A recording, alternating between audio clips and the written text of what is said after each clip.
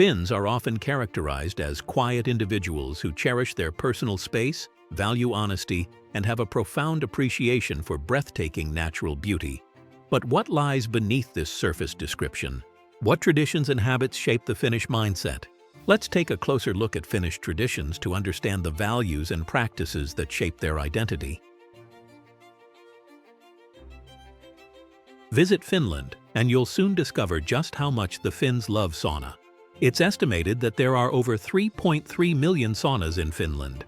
And in a country with a population of just 5.5 million, this means there are plenty of saunas to go around. You'll find them everywhere, including homes, countryside cabins, hotels, gyms, and even in offices. Access to one is considered a necessity rather than a luxury. But perhaps this isn't surprising when you think that the sauna was invented thousands of years ago in Finland. Sauna traditions center on having a calm and restorative experience, typically involving relaxation with friends and family. International visitors often feel uncomfortable visiting public saunas, but there is very little to be concerned about. The old Finnish saying, "Behave in the sauna as you would behave in the church," is rooted in truth.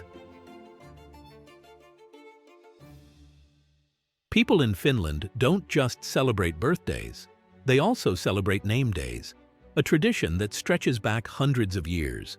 While festivities used to be grand, these days a name day is typically celebrated simply with coffee and cake. According to This Is Finland, the latest name day calendar features 834 names and is updated every 5 years. But not every Finnish name is included. To make it onto the calendar, a name must be used for at least 500 children. There are even name day calendars available for popular pets, including cats and dogs. Shrove Sunday, or Finland's version of Mardi Gras, is celebrated in February, 7 weeks before Easter on a Tuesday. Laskiainen is traditionally a day of sledge riding. In the past, folks believed the further you could ride with your sleigh, the better the next year's crop would be. Also, eating heavy foods, like pea soup and buns filled with jam or almond paste, would have the same effect. Nowadays, people enjoy the Laskiainen buns simply because they're delicious, and sleigh riding is always fun. Finland celebrates national poet Johan Ludvig Runeberg on February 5th with a Runebergen tortu, or Runeberg's tort, which is a jam-topped muffin with almonds and rum or arak. But because Finns love all of their poets and novelists, virtually all famous writers have their own flag day. Unfortunately, not all of them get their own pastry though. For example, Finnish writer and social activist Minna Canth was the first woman to receive her own flag day, March 19th. Elias Lönnrot, who compiled the Kalevala, the national epic of Finland, is officially celebrated on April 9th. Finnish poet and journalist Aino Leino is celebrated on July 6th, and Alexis Kivi, one of the first authors of prose and lyrics in the Finnish language, is honored on October 10th. While many parts of the world celebrate romantic love, Finland interprets the 14th of February differently. Here, Valentine's Day is known as Friends' Day, and everyone's included. Friends, family, neighbors, colleagues, and of course, sweethearts all receive cards, flowers, and chocolates. The closer it is to Easter, the more witches and wizards are seen roaming the streets. These children in disguise are actually taken very seriously, though. On Palm Sunday, little witches ring doorbells, shouting a specific magic spell, promising to provide good health in exchange for a small gift. This tradition dates back to Finland's pagan days and its agrarian society, which believed that witches ensured a good crop for the coming year. Today, these costumed children expect a small reward: sweets, Easter eggs, or coins. A traditional Easter meal includes lamb and Finnish rye pudding, or memi. While memi doesn't look very appealing, it's definitely worth trying with cream and sugar. Many Finns also like to go skiing over the Easter holiday, as the days are usually long and sunny, with lots of snow in the north. Springtime's biggest party is Vappu, or Walpurgis Night. All over the country, generations come together on the eve of May Day for this carnival-style street festival. Students, and former students, parade through town wearing their graduation caps and celebrating the beginning of summer. But it's not all balloons, confetti, and champagne. Both May Day and Workers' Day are celebrated on May 1st, and speeches from politicians can be heard in almost every public square of the major cities. Finland essentially shuts down on Midsummer, or Juhannus, as it is called in Finnish. During this time, you'll find most Finns relaxing at a summer cottage, where they'll be sitting by a bonfire, eating sausages, going to the sauna, or swimming in the lake or sea, all in celebration of the longest day of the year, when the sun doesn't set at all in most parts of the country. To mark the holiday, people place birch branches on both sides of the front doors of their cottages or their boats to welcome visitors.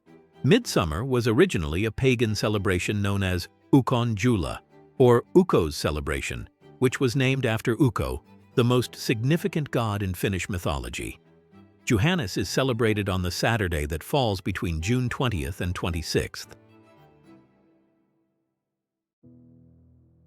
Finnish cottage culture, or Mökki culture, is a beloved tradition deeply embedded in Finnish identity. It centers around simple wooden cottages, typically located by lakes or in forested areas, where Finns retreat to connect with nature and escape urban life. These getaways feature essential elements like traditional wood-burning saunas, outdoor activities, and a deliberate step back from modern conveniences. Characterized by simplicity, self-sufficiency, and respect for nature, Finnish cottage life offers visitors an authentic glimpse into the Finnish soul, where seasonal rhythms, sauna rituals, and peaceful surroundings create a distinctive cultural experience. In Finland, the arrival of August brings with it one of the country's most beloved seasonal traditions, the crayfish party, or rappujuhlat. These festive gatherings typically take place from late July through early September, when freshwater crayfish are in season. Crayfish parties are often held outdoors, in gardens and summer cottages, and are marked by long tables, lanterns, paper hats, and an unmistakable air of cheerful ceremony. At the center of it all are the crayfish, usually boiled with plenty of dill and served cold, accompanied by bread, savory pies, and often snaps, a small glass of vodka or something similar. Eating crayfish is a slow and social experience. Guests wear bibs, sing traditional drinking songs, and toast frequently. It's less about the quantity of food and more about the company, the atmosphere, and the joy of making the most of Finland's late summer light.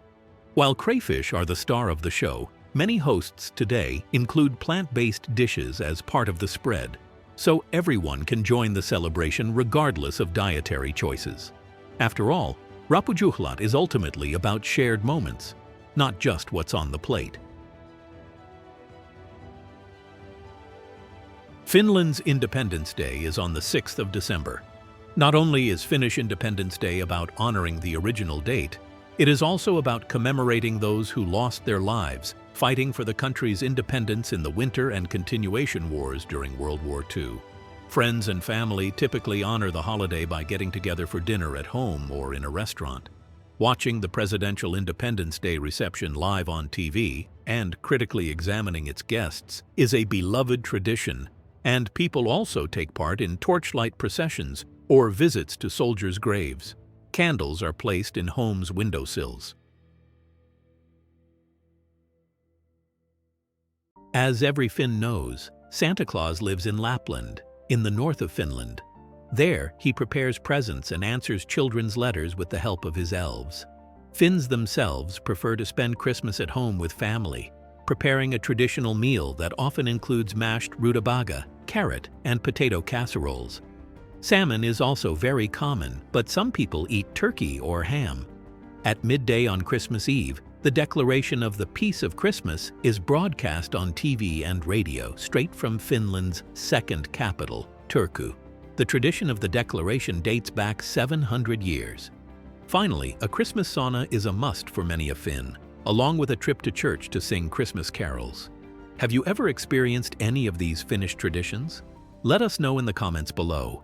And if you liked this video, please give it a thumbs up and subscribe to our channel.